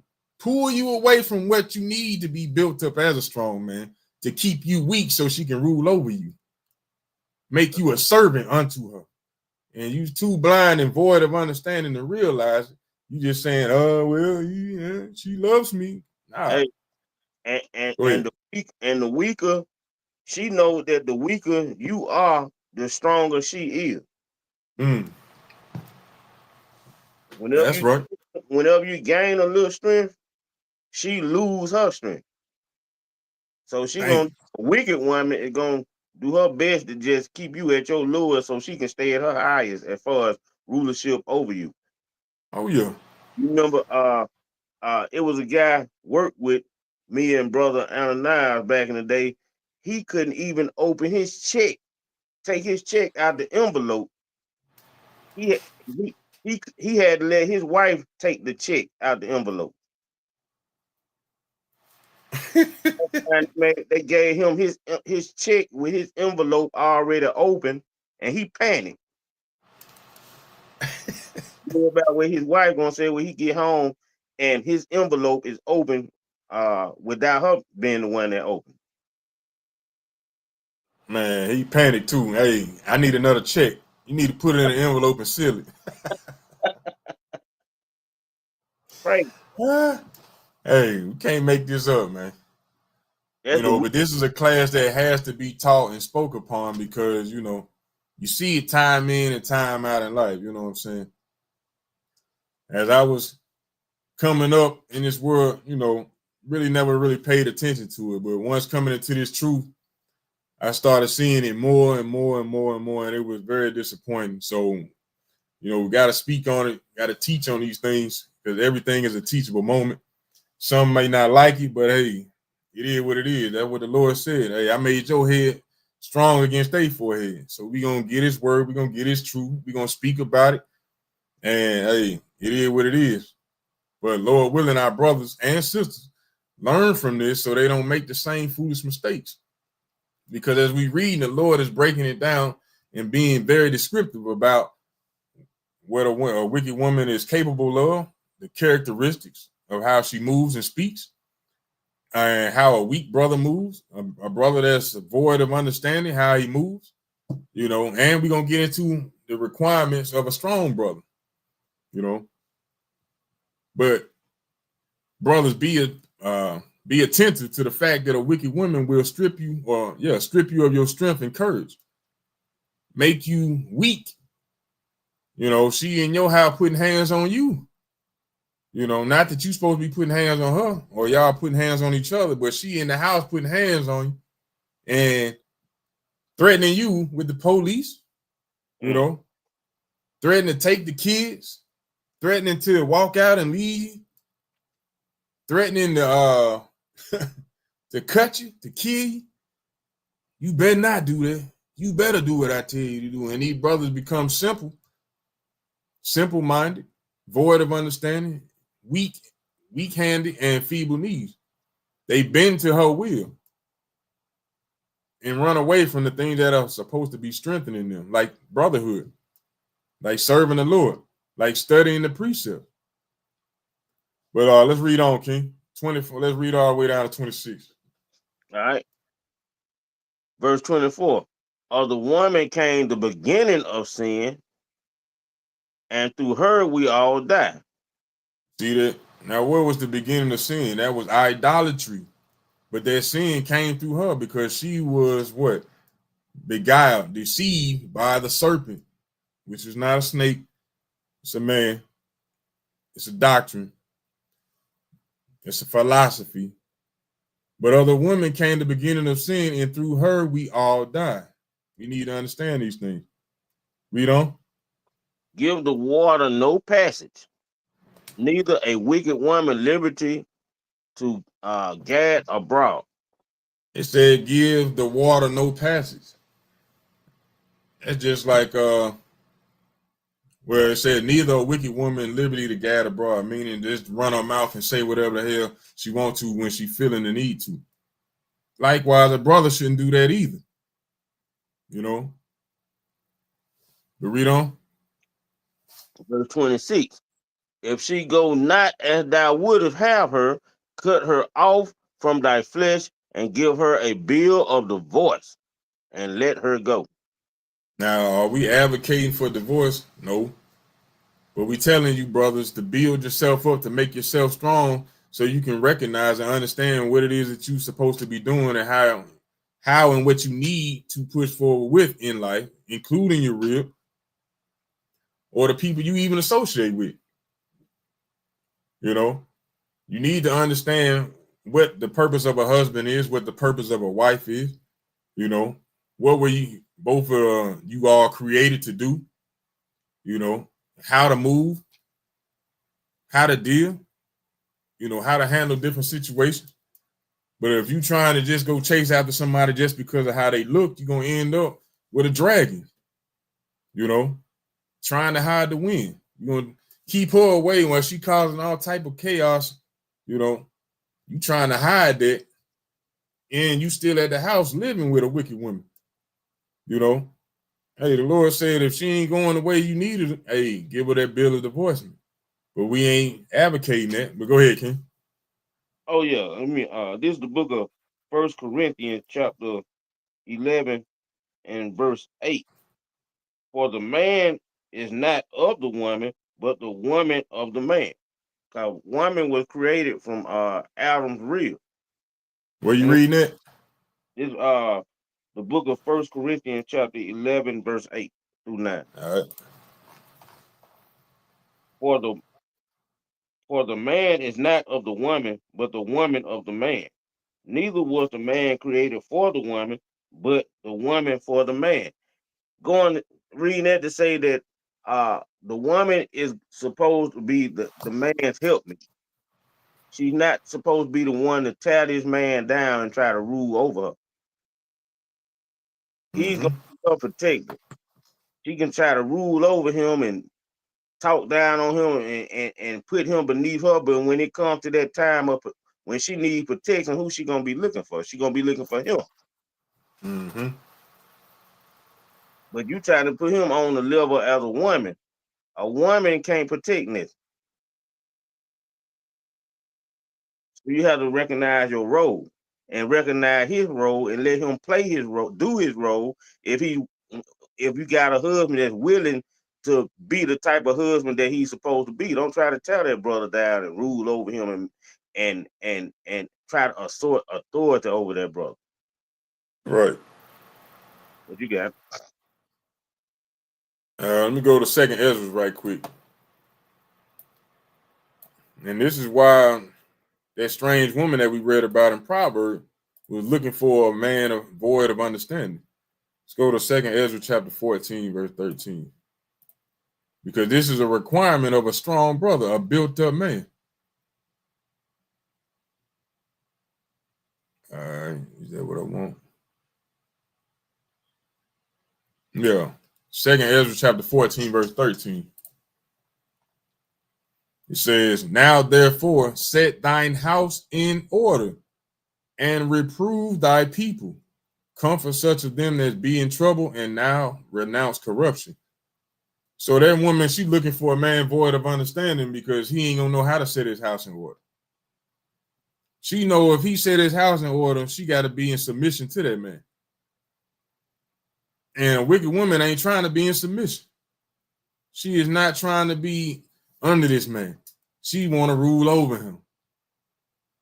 That's why she would persuade this man, manipulate this man, get him to avoid any type of counsel, any type of building that he would need. She would try to convince him in any fashion possible, any way possible, to convince him that that's not what he needs. Because he gonna set his house in order once he understands who he is and what he's supposed to be doing. he gonna rebuke them that are in his household. You know? But she gonna make sure she get him when he ain't got no understanding. If he can't go to the gym, he can't get that strength by opening them precepts and reading. Keep him busy where he constantly going, where he ain't got an opportunity to think. Just like the slave master do. Hey, she knows she got a weak brother, and like Zeke said, she gonna stand strong as he grows weaker. And she gonna search the scripts trying to find scripture to justify what she telling him. Right. But he void of understanding. He ain't gonna know how to debunk it. He ain't gonna know how to stand up on his own. You know? But from there, let's go to Proverbs chapter 12, verse 15. Because a strong brother, a brother that's built up, this is one of the things that he will do. He's not going to lean on his own understanding. He's going to do thus saith the Lord. And what does the Lord say? Let's go to Proverbs chapter 12, verse 15. Book of Proverbs chapter 12, verse 15. The way of a fool is right in his own eyes, but he that hearken unto counsel is wise. So a brother with understanding, guess what he's going to do? He's going to seek counsel. He's going to seek counsel before he do any damn thing. But a fool gonna think whatever pop in his mind is the right way to go. A fool is right in his own eyes. He ain't right nobody else, but a fool is right in his own eyes. But he that hearken unto counsel is wise. Understand that. Let's go to Sirach 37:7 right quick.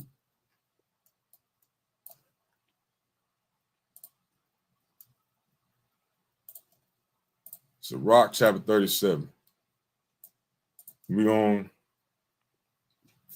start at verse 7. All right. So, book of Sirach chapter 37, verse 7. Every counselor extra now that brother. Extolleth. Okay. Every counselor extolleth counsel, but there is some that counseleth for himself. You know, it's good to get counsel, but every counselor ain't gonna counsel for the betterment of you, for your benefit, for your progression.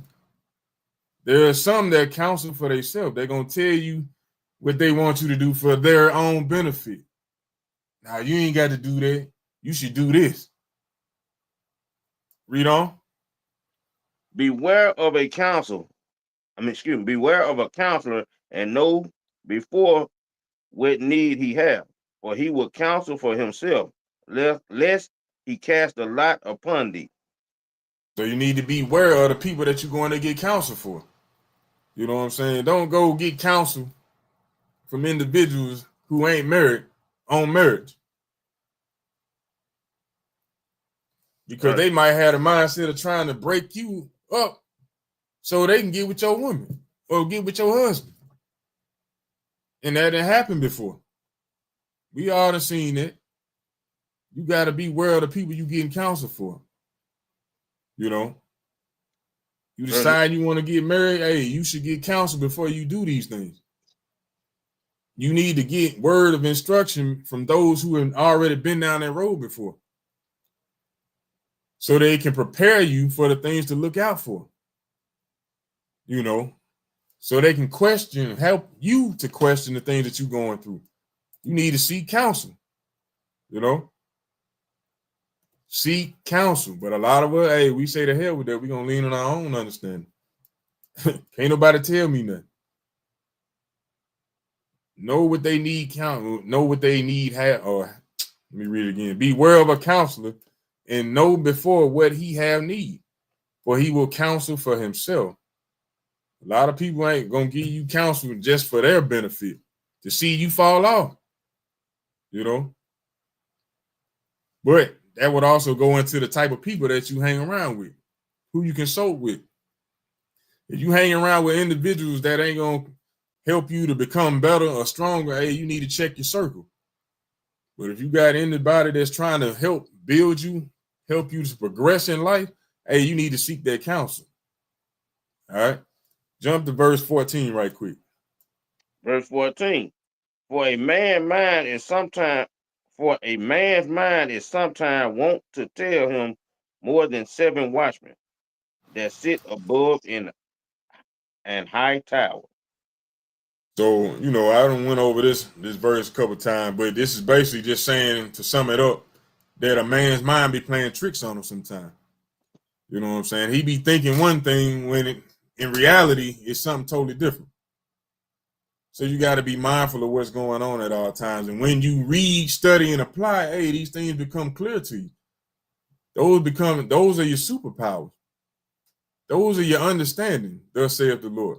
Your strength, knowing who you are, having an identity, knowing what you're supposed to be doing, purpose, you know, knowing what your future is, you know, all of these things work together. Where your strength comes from, where you come from, who you serve, who you belong to, all of these things matter.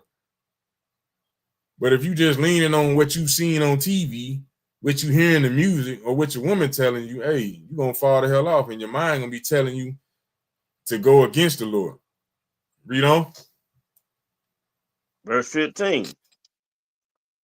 And above all this, pray to the Most High, that he will direct thy way in truth. Read.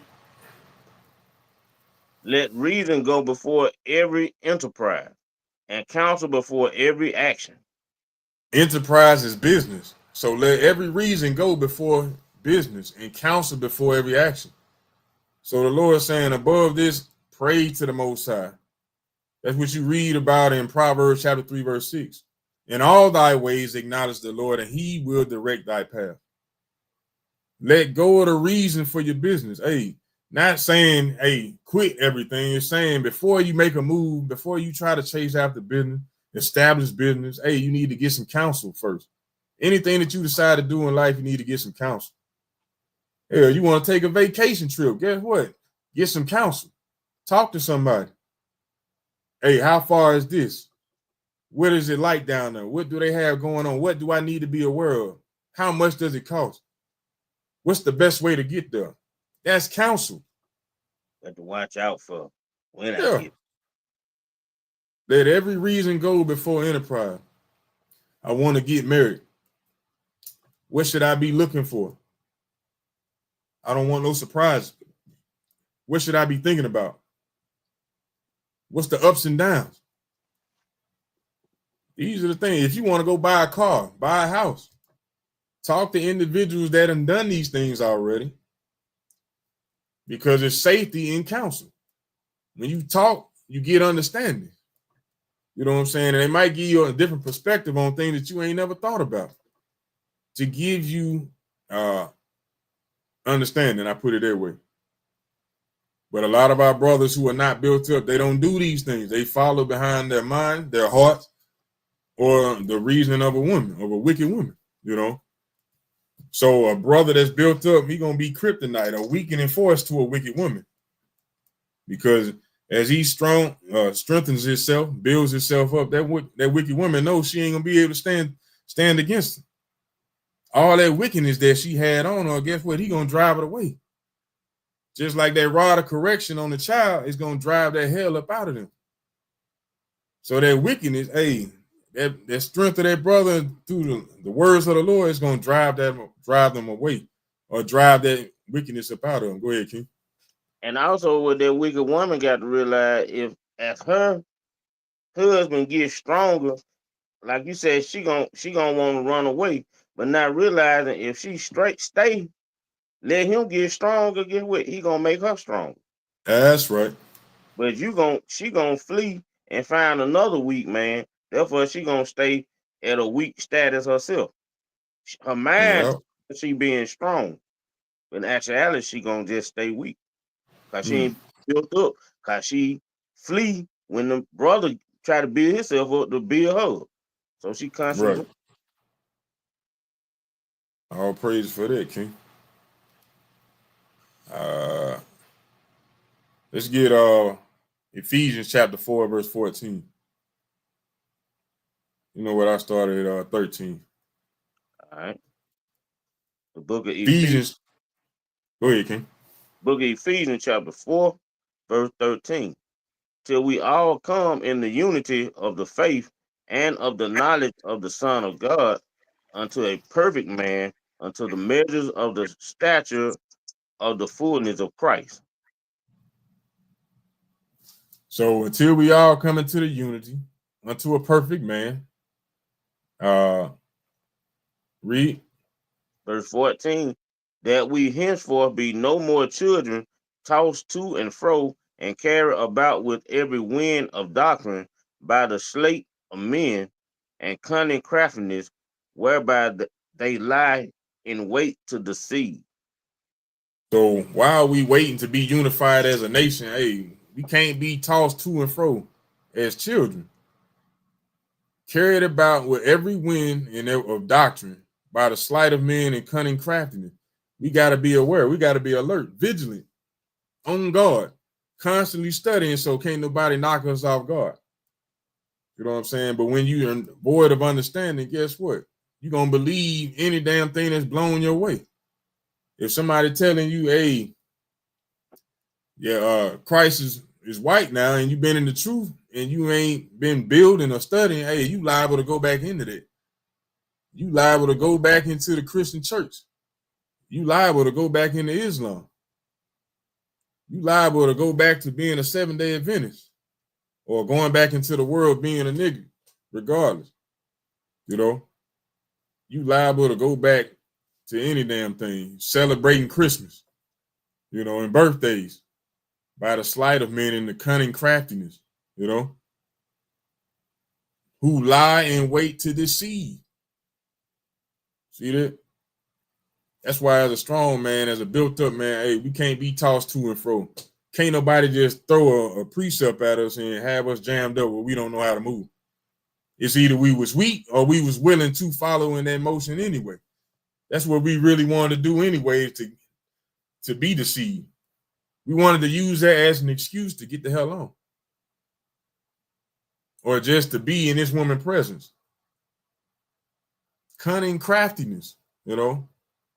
This is why we got to stay built up in the spirit, though. But read on, King. Verse 15, but speaking the truth in love may grow up unto him in all things, which is the head, even Christ. So by speaking truth through counsel and understanding, hey, that brother gonna grow up and be built up along with his rib. Read.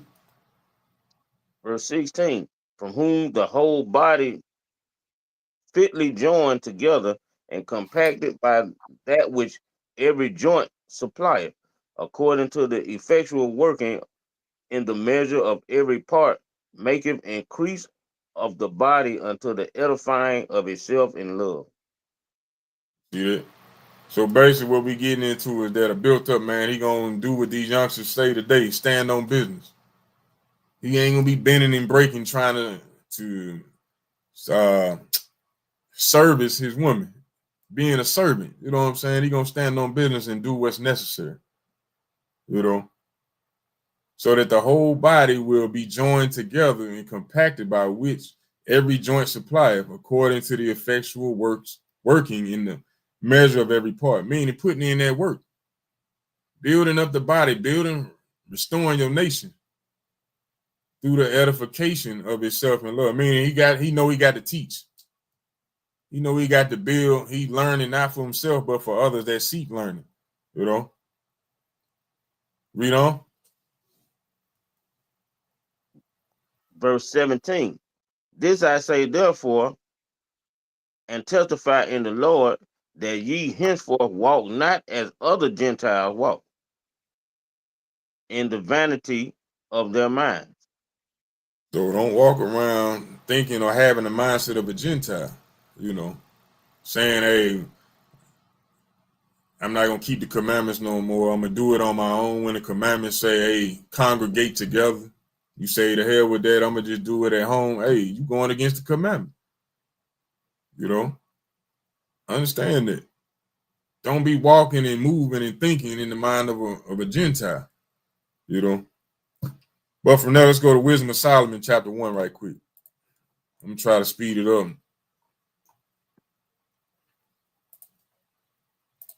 Wisdom of Solomon, chapter 1, and I'm going to start at 1. It says, love righteousness, yet ye that be judges of the earth, Think of the Lord with a good heart, and in simplicity of heart, seek him. So seek the Lord constantly. Don't be going too deep trying to find the Lord and seek him. Hey, just seek him with a simple heart, meaning your mind. For he will be found of them that tempt him not, and showeth himself unto such as do not distrust him. So the Lord ain't far, he ain't hard to find. You know, do the things that's required of you, and don't tempt him by breaking his commandment. And show yourself where you do not distrust him. Why? For forward thoughts separate from God, and his power, when it is tried, reproveth the unwise. So backwards thinking, evil and wicked thinking gonna separate you from the Most High. Just like it say in Isaiah, it's our sins that separate us from the Most High.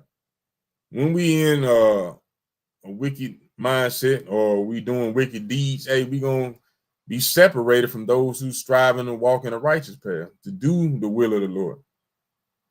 Think about it. If we start going to the strip club, hey, you ain't gonna hang around brothers that ain't going to the strip club. You know, they smoking weed. Hey, you ain't gonna be hanging around brothers that ain't smoking weed. They studying, you talking about getting rolling up. They talking about fasting or keeping a feast day. You talking about going and getting some ones. Hey, the Lord ain't dealing with that. And because you got them forward thoughts, you're going to start separating from them brothers and sisters, you know, and from the Most High. Next thing you know, brother stop reading, stop studying, stop doing everything. Now he individualite. After a while, he ain't even wearing his fringes no more. After a while, he just doing what the hell he feel good. He following his woman now. You know, he chasing after money now. He done gave up his superpower, you know. But when it is tried, he reproveth the unwise. For into a malicious soul, wisdom shall not enter. Wisdom shall not enter, nor dwell in the body that is subject unto sin. So we need to understand that as well. When brothers and sisters be lacking wisdom, it's sin in the mix. They ain't studying the precepts. They ain't meditating. They're not reading. Therefore, wisdom shall not enter, nor dwell in the body that is subject to sin. A strong man gonna understand these things. Verse 5, for the Holy Spirit of discipline will flee deceit and remove from thoughts that are without understanding, and will not abide when unrighteousness cometh in. So those brothers who trying to keep that Holy Spirit of discipline, hey, the seed ain't gonna be able to move in on it. They're gonna stay away from thoughts that ain't got no understanding. But let me see. Let me jump down to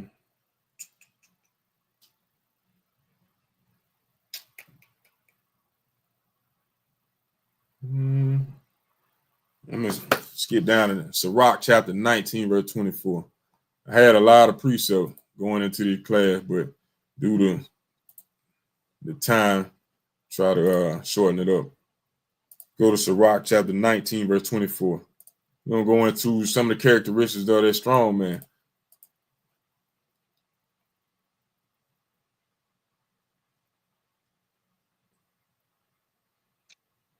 The book of Ecclesiasticus, chapter 19, verse 24. He that hath small understanding and fear of God is better than one that hath much wisdom and transgress the law of the Most High. You see that? So fear the Most High and not man or woman. You know what I'm saying? A man that got small understanding and fear the Lord is better than one that have much wisdom and transgresses the laws of the Most High. Think about that. Let's go to Sirach 27:3. So a man that ain't got a lot of understanding, but he fearing the Lord, he's a lot better off than the man that got all the breakdowns that don't fear the Lord. The book of Sirach, chapter 27, verse 3. Book of Sirach, chapter 27, verse 3. Unless a man hold himself diligently in the fear of the Lord, his house shall soon be overthrown. This is what a strong man knows, and this is what that wicked woman know. So that's why she go looking for a man that's void of understanding. Because unless a man hold himself diligently, passionately, constantly in the fear of the Lord, his house will be overthrown. And she knows that. Think about it. That's why she will urge him not to do the things that's required so she can overthrow that household and have that happy wife, happy life mentality going on.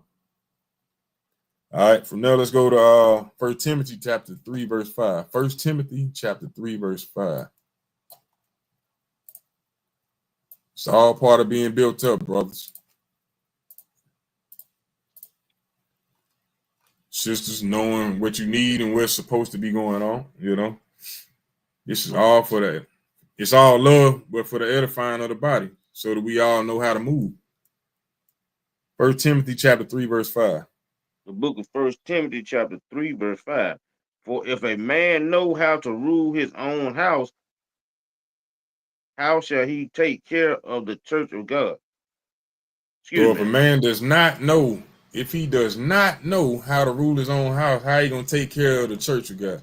Meaning take care of the people. How he going to edify his people? If he can't rule his own household, how he going to be able to teach anybody anything? Think about that. That's key right there. That woman knows that. That's why she'll pull him away. Hey, you ain't got to do this. You ain't got to do that. You just do it here. That's not his mission. That's not his purpose. To build up the nation, especially in these last days. Let's go to Proverbs chapter 25 and 28.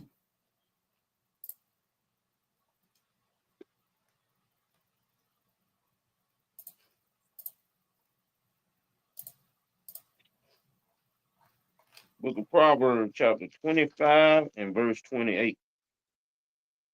He that have no rule over his own spirit is like a city that is broken down without walls. See that? So a brother that ain't got no understanding, he ain't got no rule over his own spirit, hey, he gonna be influenced easily. He gonna be weak-minded. Have no rule over his own spirit. It's like a city that is broken down without wall. Without wall, the walls is for protection, that hedge of protection. So if he don't know how to rule over his own spirit, hey, he gonna be easily influenced by the things that he watch, the things that he hear, things that he sees. He's gonna be easily influenced because he's not building up. He ain't putting on the armor of the Most High. He ain't fencing up his world, his city, his household. He ain't doing these things. He ain't got no self-control. Right. He being controlled rather than having control. He being controlled. Let's go to Sirach 33 and 3.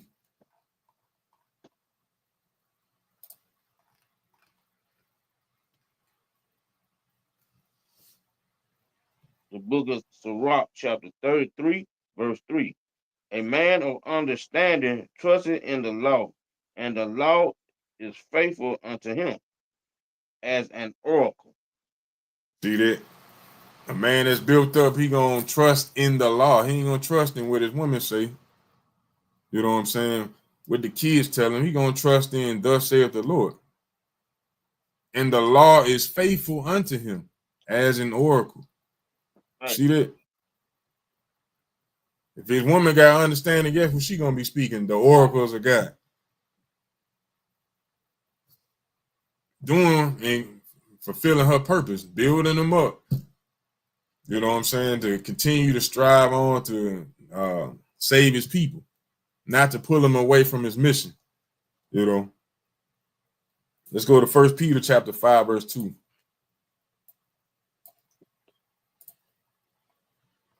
First Peter chapter 5, verse 2.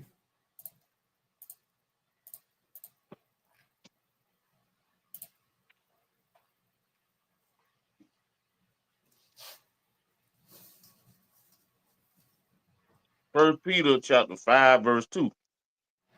Feed the flock of God which is among you, taking the oversight thereof, not by constraint, but willingly, not for filthy lucre,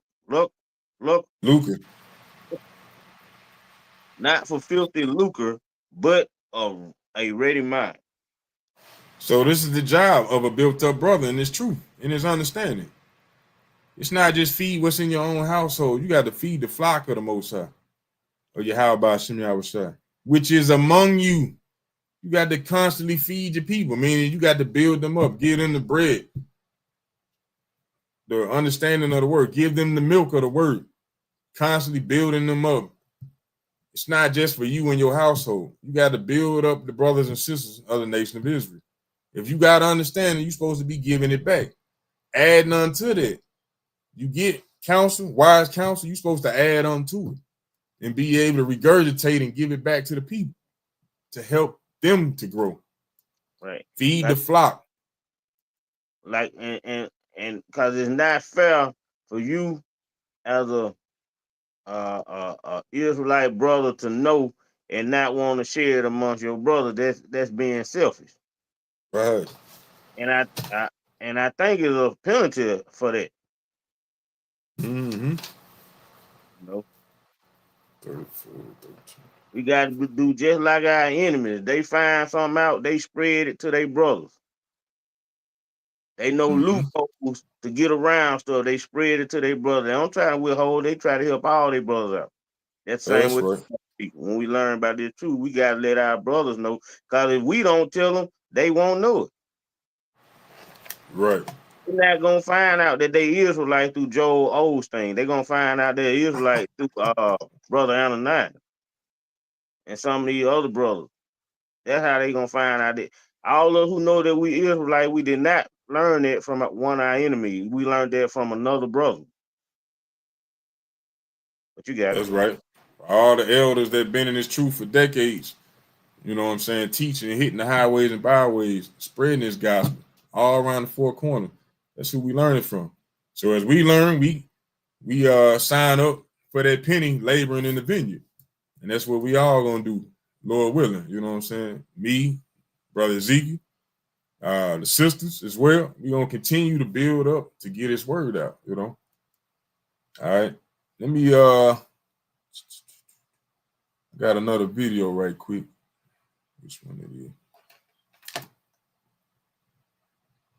Yeah.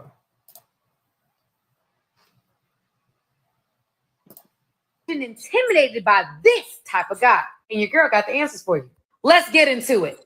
Number one, this type of guy stays true to himself. He doesn't care about social norms or expectations of his behavior. He gonna do what he need to do for himself. This type of guy is not easily influenced, meaning you can't shame him into doing what you want him to do. This type of guy is unconcerned with social acceptance. He's independent, extremely self-aware. Number four, this type of guy is not afraid to speak his mind. He gonna say what he need to say regardless. Can like it, love it, hate it, he don't care. This type of guy is not afraid of rejection. O means next opportunity. You don't know what to expect with this type of guy. He's unpredictable. He don't trust many people. So he's very private. And so therefore you have no idea what's going on in his mind. And a lot of women don't like that. A lot of women don't like that, especially the wicked women. When she can't control that man and he knows who he is and he's grounded, rooted in his truth, and you can't move him, hey, a lot of women don't want to hear that, you know, especially in this society. But a righteous sister, she gonna love that because he gonna make her stronger, you know what I'm saying? And he gonna build the family up behind it. All right.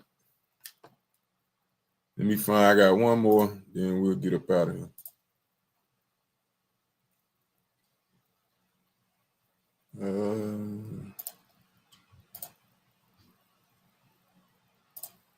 Quick thought. This is for my guys out here. Stop chasing women, man. You're going to get nothing from that. Women are a distraction to somebody that's trying to build something. Trust me. Women are great, beautiful, lovely, divine, feminine energy that we all need, but you can't be distracted by them. You sure can't be led around by them. This is for the guys. I'm just talking to my mans and them. Listen, man. The next level requires you to sacrifice distractions, man. You're going to have to sacrifice a lot. You have to be disciplined in what you want and where you're going. Women is the only kryptonite that man has. That's why the Bible say, give not your strength unto women. Because once you do, you can't build nothing. You understand? Spoken like a man, true understanding. You know. Let me get that right quick. Proverbs chapter 31. That's a commandment right there. That's not an option. Let me put it on the screen.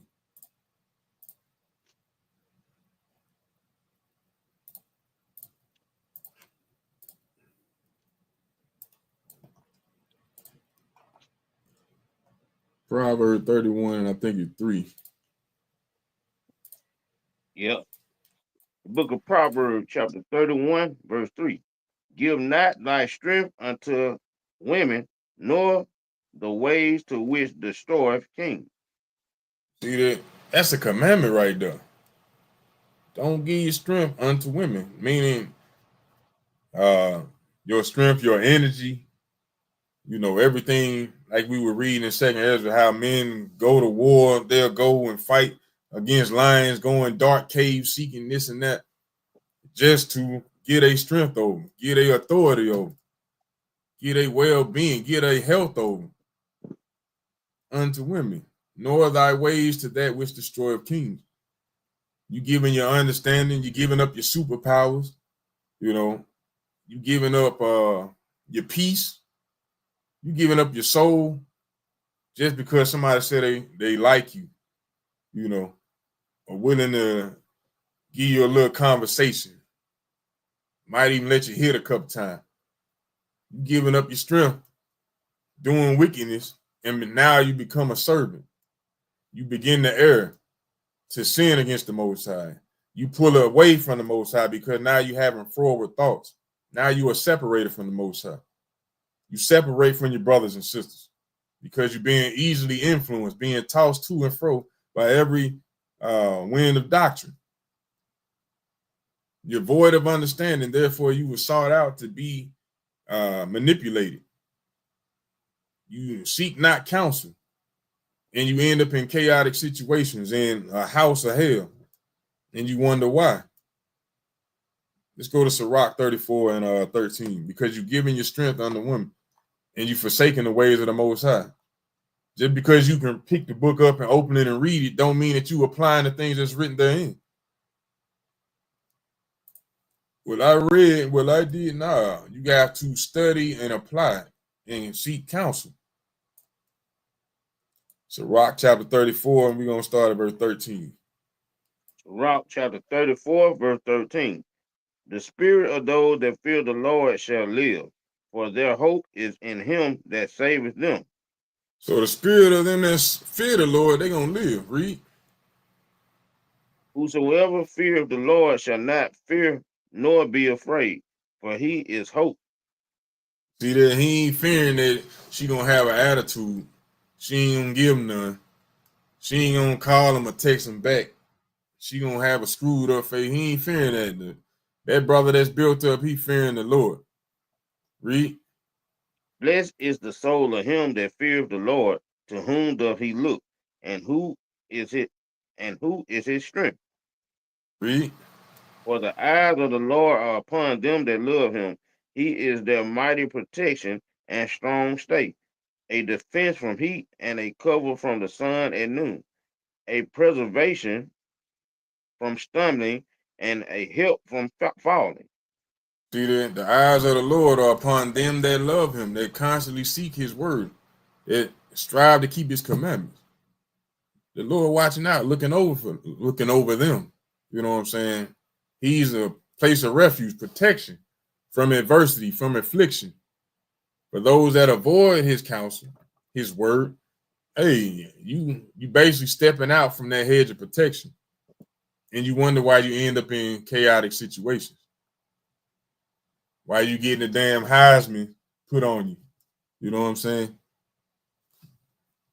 But read on. He raiseth up the soul and lighteneth the eyes.